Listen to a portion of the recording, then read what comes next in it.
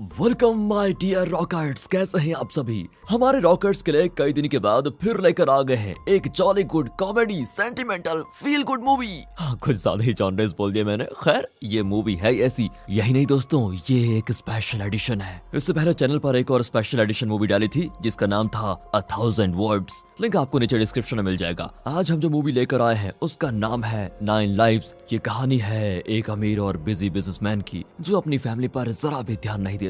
हालांकि वे उसके प्यार के लिए तरस जाते हैं। एक दिन अपनी बेटी के लिए वो एक कैट खरीद कर लेके आता है, लेकिन रास्ते में एक एक्सीडेंट हो जाता है और उस आदमी की आत्मा कैट के अंदर चली जाती है। ये महज एक एक्सीडेंट नहीं था, बल्कि उस आदमी को मिला हुआ शाप था। इस शाप से छुटकारा पाने के लिए उसे क्या क्या करना पड़ता है और क्या आखिर में वो फैमिली की इंपॉर्टेंस को समझ पाता है, यही सब एकदम कलरफुल एंड कॉमिकल सिचुएशंस के साथ इस मूवी में दिखाया गया है। और दोस्तों, इसे हम अपने एक्सप्लेनेशन से और भी मजेदार बनाने की कोशिश करेंगे। हाँ, वैसे हमारे नए व्यूअर्स को बता दें कि स्पेशल एडिशन यानी मैं मूवी का मेन कैरेक्टर बनकर अपनी जुबानी आपको कहानी नरेट करूंगा और आपको ये अंदाज पसंद आएगा दोस्तों, तो पक्का लाइक कर दीजिए। बाकी आप चैनल पर नए हो तो सब्सक्राइब जरूर कर लीजिएगा दोस्तों। और पुराने रॉकर्स भाइयों का प्यार बना हुआ है, उसके लिए बहुत बहुत धन्यवाद। ठीक है, तो मूवी की शुरुआत मैं खुद ही करूंगा। पता नहीं सबको कैट्स इतने पसंद क्यों होते हैं। इन्हें क्यूटी, स्वीटी और न जाने क्या क्या कहा जाता है। कुछ लोग तो इन्हें इंसानों से भी ज्यादा प्यार करते हैं। हाँ, पर मुझे तो ये सब के सब ढोंगी लगते हैं। इस औरत को ले लीजिए, इसका बेटा मर गया तो एक कैट को अपना बेटा बना लिया और उससे अपने बेटे का ड्रेस भी दे दिया। वाह, ऐसे बेमतलब के सेंटिमेंट्स मेरी समझ में नहीं आते।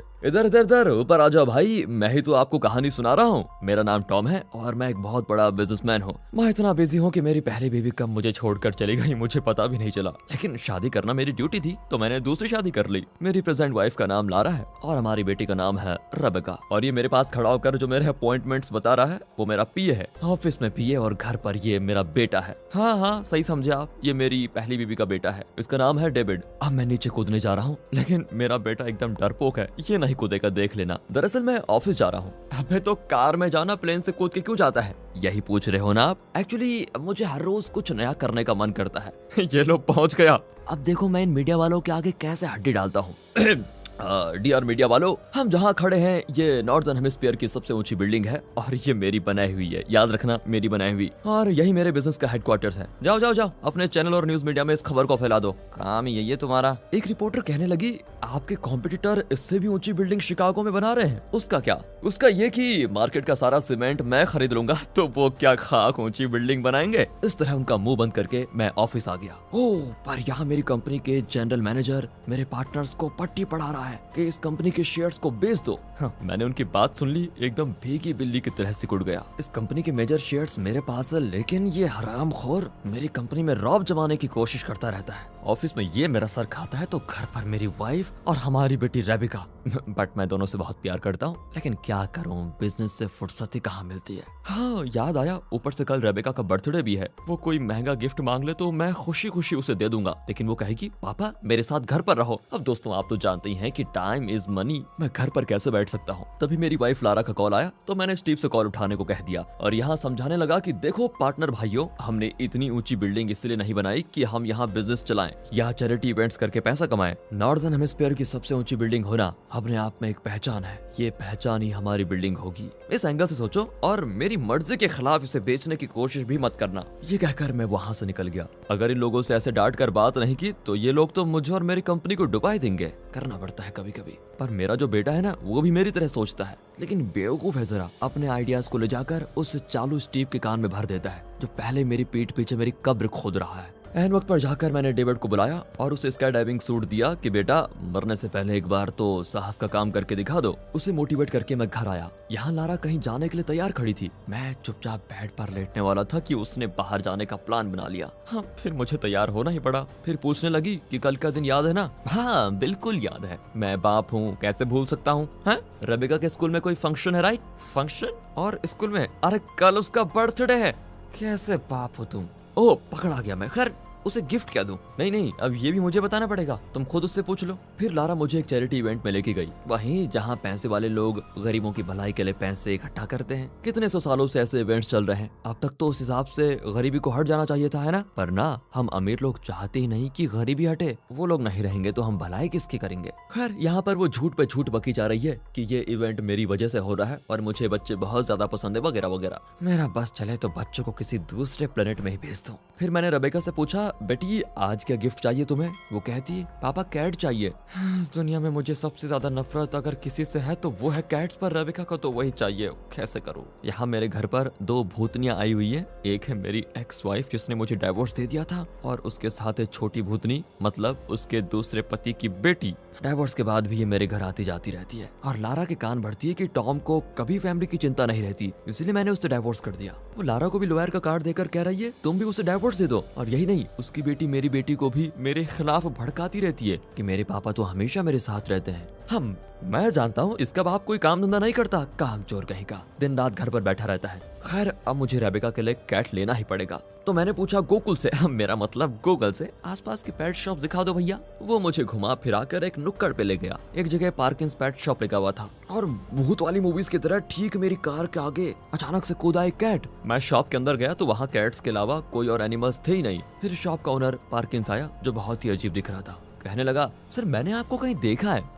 हाँ देखा होगा, मैं सेलिब्रिटी जो ठहरा। कहता है, सर याद आया, मैंने आपको एनिमल प्लेनेट चैनल पर देखा था। मुझे उसके जोक पे हंसी के बजाय उल्टी आ रही थी। मैंने उससे कैट मांगा तो कहता है, यहाँ आप कैट को सिलेक्ट नहीं कर सकते बल्कि कैट आपको सिलेक्ट करेगा। तब वही कैट फिर से टेबल पर कूदा। सर इसने आपको सिलेक्ट किया है, दरअसल इसके 7 जन्म पूरे हो चुके हैं। इसके बाद वो कुछ कहने वाला था कि टीवी पर बताने लगे, मेरे कॉम्पिटिटर ने मेरी बिल्डिंग से ऊंची बिल्डिंग बना ली है। मुझे इतना गुस्सा आया कि उस आदमी को पैसे देकर तुरंत कैट को पार्सल करवा लिया। तभी ओनर ने कहा कि थोड़ी देर में आपको एक कॉल आएगा, उससे अटेंड मत करना। मैं उसकी बात को इग्नोर करके ऑफिस चला गया। वहाँ मैं स्टीव से ऐसा झगड़ा कि वो फ्रीज हो गया। ये गधा जरूर जानता था कि हमारा कॉम्पिटिटर हमसे ज्यादा ऊंची बिल्डिंग बनाने वाला है, पर इसने मुझे इन्फॉर्म तक नहीं किया। ये तो चाहता ही था कि मेरी कंपनी बिक जाए। लेकिन तभी बिजली गिरी और मैं उड़कर बिल्डिंग के बाहर जाकर लटक गया। पर उस स्टीव के मन में, उसके दिल में तो लड्डू फूट रहे थे कि मैं मर गया और वो इस कंपनी को अब आसानी से छीन लेगा। लेकिन मेरे हाथ में एक कैट का बास्केट था जो कि एक रॉड पर अटका हुआ था। फिर मैं और कैट रॉड से लटकते हुए बिल्डिंग का ग्लास तोड़कर एक कमरे में जाकर गिरे। जब आंख खुली तो मेरी आंखों के सामने मेरी बॉडी को बांधकर कहीं लेके जा रहे थे। एक पुलिस ऑफिसर ने हंसकर कहा, अरे ये जानवर तो जिंदा है। अबे मैं जानवर नहीं इंसान हूँ। लेकिन मेरे मुंह से शब्द निकलने के बजाय निकलने लगा म्याऊ म्याऊ। हे भगवान, ये कैसा गोलमाल है? मैं कैट कैसे बन गया? फिर मुझे कैट के पिंजरे में बंद करके ले जाने लगे। मैं लाख चिल्लाया कि मैं फेमस बिजनेसमैन टॉम हूँ, पर किसी की भी समझ में आए तब ना। वहाँ डॉक्टर लारा को बता रही थी कि आपका हस्बैंड कोमा में है। हे भगवान, इधर देख, इधर मैं यहाँ हूँ, कोमा में जाए मेरे दुश्मन। मैंने हाथ भी हिलाया लेकिन उसने मुझे उठाकर एक कचड़े के डब्बे पर रख दिया। तभी स्टीव वहाँ पर आया और मगरमच्छ के आंसू बहाने लगा कि मैडम, मैंने इन्हें बचाने की बहुत कोशिश की लेकिन हाथ फिसल गया, अब मेरी नैया पार कौन लगाएगा? तब पार्किंस आया और कहने लगा कि मुझे इस कैट का शाप लगा है क्योंकि मैं कैट से नफरत करता हूँ। अब मुझे कुछ दिन अपने परिवार के साथ 24 घंटे रहना है और वो भी इस कैट की बॉडी में, तब जाकर मुझे शाप की मुक्ति मिलेगी। भाई मैंने तो ठान लिया कि अब मुक्ति मिले या ना मिले, इस आदमी को मैं छोड़ूंगा नहीं। फिर वे मुझे घर लेकर गए लेकिन मैं हेल्प करके चिल्लाना बंद नहीं किया। तब मेरी लाडली बेटी ने मेरा पिंजरा खोल दिया। बेटी हो तो ऐसी हो। मैं तो सीधे अपने कमरे में गया। अब मैं दिखाता हूँ कि टॉम कौन है। मैंने अपना पैन उठाया लेकिन मुझसे उसका ढक्कन तो खुला नहीं जा रहा था। 3 घंटे की कड़ी मेहनत और ऊपर नीचे गिरने के बाद आखिर मैं उसको खोलने में कामयाब हो ही गया, लेकिन मेरी फेवरेट फोटो पर इंक गिर गया। फिर मैंने लिखा कि सुनो दोस्तों, मैं कैट नहीं टॉम हूँ, मेरी आत्मा इस कैट के अंदर फंसी हुई है, प्लीज किसी तरह मुझे इसकी बॉडी से बाहर निकालो, भगवान तुम्हारा भला करेगा, तुम सबका प्यारा टॉम। लेकिन ये क्या, इसमें लिखाई तो है ही नहीं। क्या मैं अब लिख भी नहीं सकता? कुछ तो करना पड़ेगा। फिर मैंने अपना आईडी कार्ड, क्रेडिट कार्ड सब कुछ निकाला और मेरी वाइफ को देने गया ताकि वो समझ ले कि मैं कौन हूँ, पर उसने मुझे डांटा कि ये सब कैट के खेलने की चीज नहीं है। फिर उसने मेरे मुंह पे दरवाजा बंद कर दिया। कैसी औरत है, अपने पतिदेव को नहीं पहचानती। मेरा दिमाग फिर गया था। मैं अपने कमरे में अब शराब पीने गया और बहुत उछल कूद के बाद मेरी किस्मत खुल गई। रम, विस्की, बैंडी सब कुछ देखकर मुझे तो स्वर्ग नजर आ गया। मैंने एक बोतल नीचे गिराई और वो सोफे पे लैंड हुई। फिर एस्ट्रे में शराब पकड़कर 2 पैग मारे। तब जाकर मुझ में हिम्मत आई। पति इधर कैट बन के तड़प रहा है और तुम आराम से सो रही हो। बेड पर सुसु कर दूंगा, अब देखना, तब तुम्हें अकल आएगी। सोचते सोचते मैं फर्श पर सिकुड़ कर लेट गया और सुबह सुबह मेरी धर्मपत्नी मुझे एक गंदे से बाउल में कुछ चिपचिपा सा डालकर कहती है, ये कैट्स का फेवरेट फूड है। इसे तो मैं गोली मार दूंगा यार, मुझे ब्रेड बटर जैम दे मेरी माँ। लेकिन ये तो फ्रिज खोल कर रो रही है। मेरी बेटी ने मेरे लिए स्पेशल बर्थडे केक रखा था, उसी को देखकर मेरी याद में रो रही है। अब मुझे अपनी गोद में उठाकर अपना दुख दर्द शेयर करेगी। अब मुझे पता चला कि इंसानों के हाथों उनके पेट कितने जुल्म झेलते हैं। इनका मूड अच्छा होता है तो पेट को प्यार करते हैं, बुरा रहा तो हम पर मतलब पेट्स पर चीजें फेंक देते हैं। लो आ गई मेरी बेटी प्यार के नाम पे मुझे टॉर्चर करने। वहाँ ऑफिस में मेरे बेटे को पता चल गया कि स्टीव मेरी कंपनी को बेचने जा रहा है। मेरा कुलदीपक चुप थोड़ी ना रहता, वो कैसे भी करके पापा की बिल्डिंग को और ऊंचा बनाना चाहता है। पर यहाँ मुझे ढंग का नाश्ता अभी तक नहीं मिला, पेट में चूहे दौड़ रहे हैं। लेकिन उस लारा को देखो, बत्ती सी दिखाकर हंस रही है। मैंने फ्रिज पर चिपकाए हुए मैग्नेटिक लेटर्स को देखा। ये वही ना बात, मैंने उन लेटर्स को रीअरेंज करके लिखा मैं टॉम हूँ, पर उसने देखा भी नहीं और सारे लेटर्स उखाड़ फेंक कर कहती है जाओ खाना खाने। गोबर की तरह कंसिस्टेंसी वाले उस पदार्थ को ये खाना कह रही है। फिर मैंने अपनी बची कुची ताकत जुटाकर कॉर्नफ्लेक्स निकालना चाहा, पर ये तो अपनी मांग के सिंदूर को यानी मुझे नीचे धकेल कर खुश हो रही है। अच्छा हुआ कॉलिंग बेल बजा और वो चली गई। फिर आया मेरा बेटा। देखो बेटा, इस कैट को तुम्हारे पापा ने खरीदा था और ये उन्हीं की तरह बिहेव कर रहा है। शराब पीता है, खाना नहीं खाता और हर दम उछल कूद करता रहता है। फिर डेविड मेरे कमरे में गया और रिसर्च में लग गया कि बिल्डिंग को और ऊंची कैसे करूं।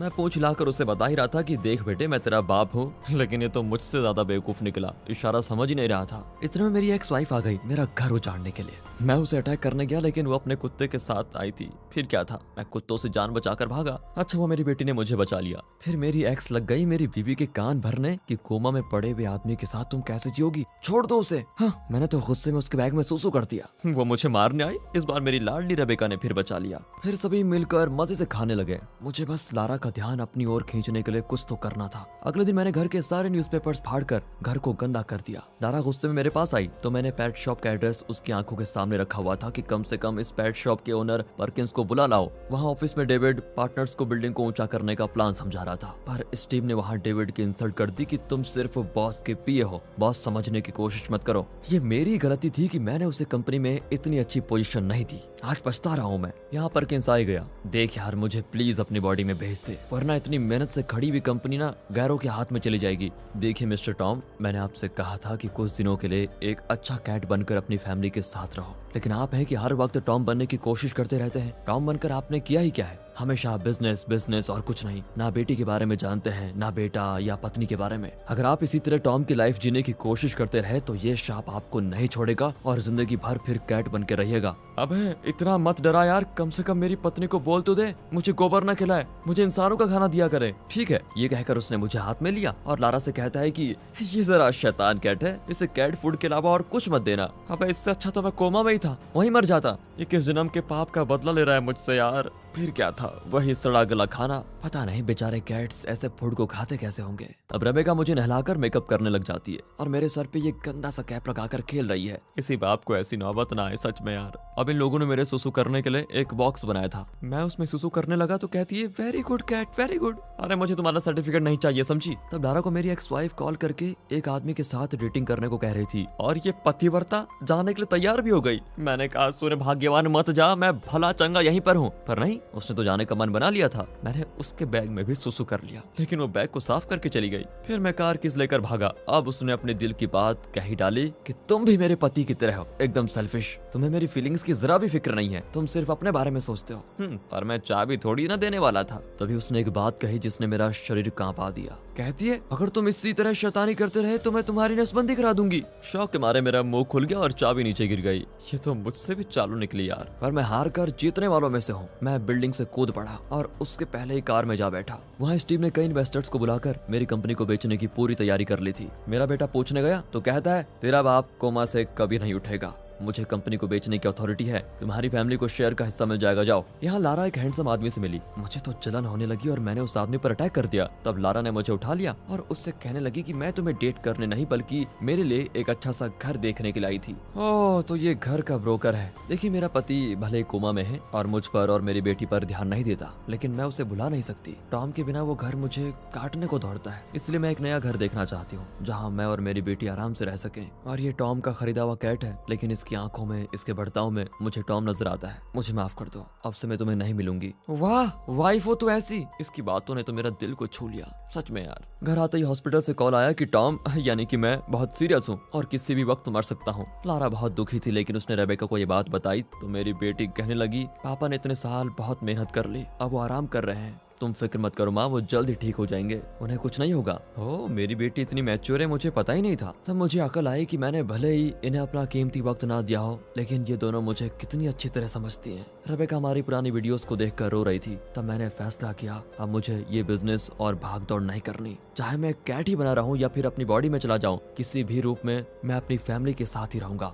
हमेशा। इसी पल से मैं शुरुआत करना चाहता था। मैंने अपनी बेटी के साथ खेलना शुरू कर दिया। पहले वो गुस्सा हुई, लेकिन फिर वो मेरे साथ खेलने लगी। हम दोनों को इतने मजे में देखकर मेरी वाइफ लारा भी खुश थी, लेकिन हमारी खुशी पर पानी फेरने आ गई मेरी एक्स वाइफ की बेटी। वो मेरी बेटी से नेगेटिव बातें करने लगी कि अब तुम्हारा पापा नहीं बचेंगे। रेबेका रोने लगी तो इस शैतान की बेटी ने उसकी फोटो खींची और ग्रुप में शेयर करने जा रही थी। ऐसे कैसे? तभी मैंने उसका फोन छीनकर अपनी बेटी को दिया। मेरी बेटी ने वही किया जो मैं करने वाला था, उसका फोन टॉयलेट में डालकर फर्श कर दिया। बेटी के चेहरे पे तो हंसी आ गई, लेकिन लारा बहुत उदास थी। मैंने एक कप उसकी ओर किया और इशारा किया, लो 2 पैक मारो और सिचुएशन को संभालो। उसने वैसा ही किया। टॉम के रूप में मैं लारा के साथ कभी इस तरह नहीं बैठा, लेकिन आज उसका दर्द मैं समझ पाया हूँ। तभी डेविड आया और उसने लारा को बताया कि स्टीव कंपनी को बेचने वाला है। अगर मेरे पास ऐसी कोई अथॉरिटी होती जिससे मैं उसको रोक सकता तो हम अपनी कंपनी को बचा सकते हैं। और मेरे बेटे को मेरी मदद की ज्यादा जरूरत थी, तो मैं उसके बॉक्स में बैठ गया। वो बॉक्स लेकर अपने कमरे में गया। वहाँ मैंने देखा कि मेरे शांत दिखने वाले बेटे ने बिल्डिंग की ऊंचाई बढ़ाने के लिए एक शानदार डिजाइन तैयार करके रखा हुआ था। अब मैं तेरे साथ हूँ बेटा, ये सोचकर मैं अपने कमरे में गया।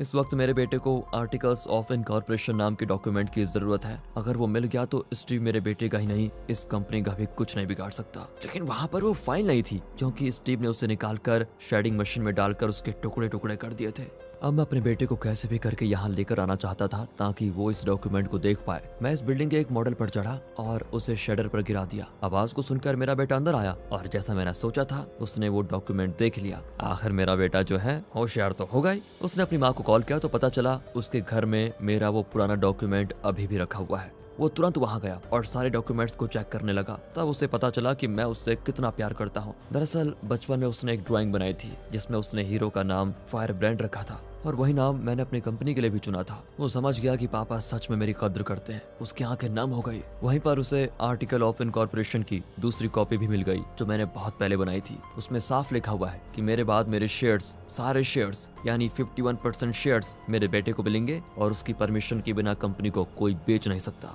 उस रात में लारा के पास ही सो गया और क्या चैन की नींद सोया यार। वाह। अगले दिन स्टीव आ गया और मेरी वाइफ से कहने लगा, अब टॉम तो बचने से रहा, आप चाहें तो मैं आपकी मदद कर सकता हूँ। लेकिन मेरी वाइफ तो मेरी वाइफ है। उसने उसको गाली देकर भगा दिया। इसी बीच मेरी बेटी को पता चल गया था कि कैट के अंदर उसके पापा हैं। वो अपने बैग में मुझे छुपाकर सीधे पेट शॉप गई। उसने पार्किन से कहा कि ये कैट मुझे मेरे पापा की याद दिलाता है, क्या आप इस कैट को वापस लेकर मेरे पापा को मेरे पास लौटा सकते हैं? पार्किंस ने कहा कि ऐसा नहीं हो सकता बेटी, क्योंकि तुम अपने पापा से जितना प्यार करती हो, अगर वो भी तुमसे उतना ही प्यार करें तभी उनकी आत्मा उनके शरीर में लौट सकती है। फिर वो रेबेका को कुछ देर वेट करने को कहकर अंदर चला गया। जाते जाते कोई म्यूजिक प्ले होने लगा। म्यूजिक सुनकर मेरी बेटी मेरा हाथ पकड़कर डांस करने लगी। तब मैं उसके प्यार को समझ पाया और उसके साथ डांस करते हुए मैं इस दुनिया को ही भूल गया। इतना खुश था मैं। मेरा बेटा वो डॉक्यूमेंट लेकर स्टीव के पास गया और जिंदगी में पहली बार उसने डांट कर कहा, मैं इस कंपनी का मेजर शेयर होल्डर हूँ, ये देखो डॉक्यूमेंट। और स्टीव ने अपने गार्ड्स को बुलाकर उसे धमकाकर बाहर कर दिया, क्योंकि इस डॉक्यूमेंट के बारे में और कोई नहीं जानता। वहाँ हॉस्पिटल में मेरी हालत और खराब होने लगी। मुझे और मेरी बेटी को यकीन हो गया कि शायद जिंदगी भर मैं कैट ही बना रहूंगा। लगता है मैं मरने जा रहा हूँ, लेकिन मेरी बेटी मुझे खोना नहीं चाहती थी, इसलिए वो मुझे वापस लेके गई। फिर लारा, रेबेका और डेविड हॉस्पिटल में मुझे देखने गए। मैं वहाँ इसीलिए गया ताकि अपने शरीर में घुसने की कोशिश कर पाऊँ, और अगर कामयाब नहीं हुआ तो मैं खुद को कोसता जरूर कि गधे, इतनी अच्छी फैमिली को तूने पहले क्यों नहीं समझा, उन्हें वो प्यार क्यों नहीं दिया जो वो डिजर्व करते थे। बस यही सब सोचकर मैं अपनी बेटी के बैग में बैठकर वहाँ चला गया। मेरी बेटी ने लारा को बताया कि माँ, पापा इस कैट के अंदर है, लेकिन छोटी बच्ची की बात पर कौन यकीन करने वाला था। लारा बैग को कमरे में छोड़कर रेबेका को बाहर लेके गई। यहाँ मेरा बेटा कहने लगा, पापा आई एम सॉरी, मैं आपकी कंपनी को बचा नहीं पाया, मैं आपका बेटा होने के काबिल नहीं हूँ। थोड़ी देर में हमारी बिल्डिंग का इनॉग्रेशन होगा और फिर उसे बेच दिया जाएगा। ये कहकर उसने टीवी ऑन किया जिसमें इनॉग्रेशन का लाइव टेलीकास्ट हो रहा था। फिर कहने लगा कि आप हमेशा मुझे बुज़दिल कहते थे क्योंकि मैं आपके साथ स्काई डाइविंग नहीं करता था। आज मैं डाइविंग करूंगा और वो भी हमारी ऊंची बिल्डिंग से नीचे कूदूंगा। ये मेरा आखिरी और पहला जंप होगा। मेरी आत्मा अंदर मुझे कोसने लगी कि मैंने अपने बेटे की हिम्मत बढ़ाने के बजाय उसे इतना नीचा दिखाने की कोशिश की थी कि वो मान बैठा कि वो नाकाबिल है। बेटा बिजनेस तो फिर शुरू कर लेंगे लेकिन प्लीज अपनी जान मत दो। लेकिन वो चला गया। अब मैं क्या करूं? यहाँ मेरी बेटी लारा को कन्विंस करने की कोशिश कर ही रही थी कि कैट के अंदर पापा है मम्मा। मुझे तो लग रहा था मैं किसी चौराहे पर खड़ा हूँ और मुझे ठीक रास्ते का जरा भी आइडिया नहीं। तभी मुझे पर्किंस की बात याद आई कि छोटे छोटे सेक्रीफाइस हर रिलेशनशिप्स में होते हैं और यही उन रिलेशनशिप्स को और मजबूत बनाते हैं। मैंने अपनी फैमिली के लिए आज तक कुछ नहीं किया लेकिन आज उनकी खुशी के लिए मैं सेक्रीफाइस करूंगा। मैं अपने बेटे के पीछे गया। वो इनॉग्रेशन के लिए बिल्डिंग के पास पहुंचा लेकिन उसे अंदर अलाउ नहीं किया गया। लेकिन मेरा बेटा अपना पुराना एक्सेस कार्ड लेकर बेसमेंट में गया और वहां लिफ्ट को एक्सेस करके अंदर चला गया। मैं भी मेन एंट्रेंस पर पहुंचा तो स्टीव ने मुझे देख लिया और उसके मेन आदमी ने मुझे कब्र में डालकर कचड़े में फेंक दिया। तभी पार्किंस आया और उसने मुझे लॉन्ड्री वेंट में डाल दिया। किसी तरह उस रास्ते से मैं बिल्डिंग के अंदर चला गया। मैंने सिक्योरिटी रूम में जाकर गार्ड्स को दिखाने की कोशिश की कि मेरा बेटा बिल्डिंग के ऊपर से कूदने जा रहा है, प्लीज उसे बचा लो। लेकिन दोनों गधे अपनी धुन में मस्त थे। फिर मैं उन्हें तंग करके छत पे ले आया। नीचे सेरेमनी चल रही थी, ऊपर से मेरा बेटा कूदने को तैयार खड़ा था। ये सब लाइव चल रहा था और लारा और रेबेका टीवी में ये सब कुछ देख रही थी। मैं डेविड को बचाने के लिए भागा लेकिन इतने में वो कूद गया। मैं भी उसके पीछे कूद गया। अब हम दोनों हवा में उड़ रहे थे। मैंने डेविड को कायर समझा था लेकिन वो इतनी हिम्मत करके कूद पड़ेगा ये मैंने कभी नहीं सोचा था। कहना तो नहीं चाहिए लेकिन तब मुझे अपने बेटे पर गर्व हुआ।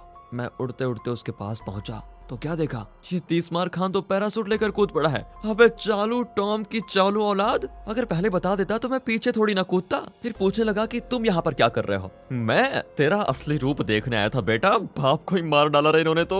खैर अब मैं जिंदा रहकर करने भी क्या वाला हूँ। ये सब छोड़कर मैं उड़ रहा था और तभी मैंने देखा कि जमीन पास है पर इस बेवकूफ ने अभी तक पैराशूट खोला ही नहीं। मैंने पैराशूट खोलने का इशारा किया तब जाकर नालायक को याद आया और उसने पैराशूट खोल दिया। उसने बिल्कुल मेरी तरह लैंड किया। अब मेरी बारी थी लेकिन मेरे पास तो पैराशूट था ही नहीं। मैं मरने के लिए तैयार था और मैंने आंखें बंद कर ली और तभी अचानक हॉस्पिटल में मैं चौंक कर उठा। हो, मेरी आत्मा मेरे शरीर में लौट चुकी थी। मैंने अपने बेटे को बचाने के लिए जो सेक्रीफाइस करने का फैसला किया, इस प्यार ने मुझे इस शाप से मुक्त कर दिया। वहाँ मेरे बेटे ने सीधे कंपनी की सेरेमनी के बीच लैंड किया और मीडिया के सामने सारे डॉक्यूमेंट दिखाकर घोषित कर दिया कि वही इस कंपनी का असली मालिक है, इसलिए स्टीव कंपनी को बेच नहीं सकता। इतना ही नहीं, ये हमारी बिल्डिंग अभी भी नॉर्थ हेमिस्फीयर की सबसे ऊंची बिल्डिंग है और स्टीव जिसने बड़ी मेहनत से इस कंपनी को डुबाने की कोशिश की, उसे नौकरी से निकाल रहे हैं हम। इस तरह मैंने पहली बार अपने बेटे को इस कंपनी के सीईओ के रूप में इतना कॉन्फिडेंटली बात करते हुए देखा। जी खुश हो गया सच में। इस तरह हुआ मेरी स्टोरी का दी एंड। लेकिन स्टीव तो पागल ही हो गया था कि किसी तरह मेरी कंपनी को बेचकर ही दम लेगा वो। तभी उसे पर्किंस वार्न करने गया कि बेटा फोन पर बात करते हुए रोड क्रॉस मत क्या करो, लेकिन वो भी उसे पागल कहकर चला गया। फिर सड़क पर वो नेशनल परमिट लॉरी से टकराया और उसकी आत्मा चली गई एक कैट के अंदर। फिर क्या था, अब मेरी बेटी को एक और पेट चाहिए तो हम दोनों गए उसी पेट शॉप में। पर्किंस ने हूबहू वही कैट दिखाया। मैंने पूछा ये कैसे पॉसिबल है, जो कैट मर गया वो फिर से जिंदा कैसे हो सकता है? तो पर्किंस ने बताया कि कैट्स की 9 जन्म होते हैं। इस कैट ने 7 जन्म पूरे कर लिए हैं। 8वें जन्म में इसके अंदर आपकी आत्मा थी और यह है इसका 9वां जन्म। इस कहानी में मैं विश्वास तो नहीं करना चाहता लेकिन मेरे साथ जो हुआ उसके बाद तो मैं किसी भी कहानी पर विश्वास करने को तैयार हूँ। फिर मैंने ओनर को तहे दिल से थैंक्स कहकर धन्यवाद किया उनका, क्योंकि उसने मुझे जिंदगी का असली मतलब सिखा दिया कि फैमिली की अहमियत समझो, फैमिली ही सब कुछ है। दोस्तों आप भी हमारी फैमिली हैं और हमारे दूसरे चैनल मूवीज वेदर को सब्सक्राइब सपोर्ट करें। बाकी आपको ये वीडियो कैसी लगी? हो सकता है आपको ये एक्सप्लेनेशन अच्छा नहीं लगा हो, बट हम डेली ऐसी वीडियो नहीं लाते, कभी कभार जस्ट फॉर फन। बाकी मिलते हैं अगली वीडियो में, तब तक के लिए गुड बाय, ख्याल रखिए अपना and finally thanks for watching.